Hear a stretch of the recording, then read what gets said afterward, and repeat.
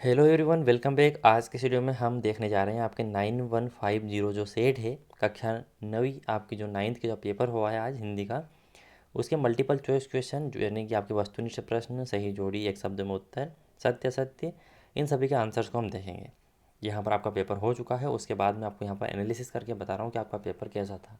तो पेपर आज का आपका ईजी था, मॉडरेट लेवल और हाई लेवल नहीं था, और यहाँ पर आपको बहुत ही आसानी से होने वाले प्रश्न दिए गए थे।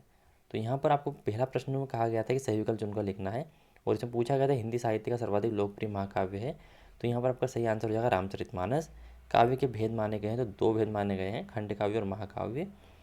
गद्य हमारी स्वाभाविक अभिव्यक्ति है, ऐसा हम पूरा सेंटेंस बोलते हैं। कमल का पर्यायवाची शब्द जो है आपका पंकज हो जाएगा। इसके बाद में छायावाद के प्रमुख कवि कितने हैं, तो आपको बताने हैं 4 कवि है, 4 ही जो है प्रमुख कवि हैं छायावाद के।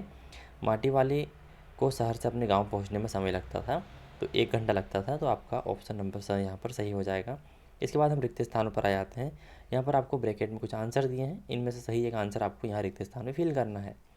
निवात्सल्य का कौन ने कोना कोना झाँका है, किसने? तो सूरदास ने जो वात्सल्य रस है उसका कोना कोना झाँका है। रस के प्रकार क्या है, तो रस के प्रकार 9 है। खंड काव्य में जीवन के का चित्रण होता है, तो एक अंश का जो है चित्रण होता है। गधे का एक छोटा भाई है, उसका नाम जो है बेल है। जो अधिक बोलता है उसे वाचाल कहते हैं। उर्दू शब्द तामिल का अर्थ है, तामिल का मतलब होता है शिक्षा। यहाँ पर आपका शिक्षा सही हो जाएगा। महादेवी वर्मा के बाबा उन्हें कहते थे या बनाना चाहते थे, तो यहाँ पर विदुषी बनाना चाहते थे। सही जोड़ी बनाकर आपको लिखना थी। कबीरदास क्या, तो बाह्य आडंबरों का विरोध करते थे। अलंकार का सामान्य अर्थ आभूषण होता है। लेखक की नज़र अटक गई थी, तो यहाँ पर प्रेमचंद के फटे जूतों पर। इंद्र का पर्यायवाची सूरपति होता है। माटी वाली की विधा एक कहानी है, और दांत खट्टे करना मतलब परास करना, पराजित कर देना, हरा देना। एक वाक्य में उत्तर लिखना था आपको यहाँ पर कि बीजक किसकी रचना है, तो कबीर की। एक खंड काव्य का नाम लिखिए, पंचवटी। हिंदी का उपन्यास सम्राट किसे कहा जाता है, मुंशी प्रेमचंद को। प्रत्येक शब्द में कहाँ जुड़ते हैं, तो पीछे जुड़ते हैं। लेखिका ने अपनी नानी को क्यों नहीं देखा, क्योंकि वह स्वर्ग सिधार गई थी पहले से ही। श्यामचरण दुबे ने किस विश्वविद्यालय से पीएचडी की उपाधि प्राप्त करी थी, तो नागपुर विश्वविद्यालय से। गांव में शहरी मेहमान दामाद की तरह सज धज कर कौन आया है, तो बादल। अब हम आ जाते हैं आपके सत्य सत्य पर, यानी ट्रू और फॉल्स पर। कवि ने कोयल और बावली कहकर किसको संबोधित किया है, सॉरी, कवि ने कोयल को बावली कहकर संबोधित किया, तो यह सत्य है। कविता के शाब्दिक अनुशासन को छंद कहते हैं, सत्य है।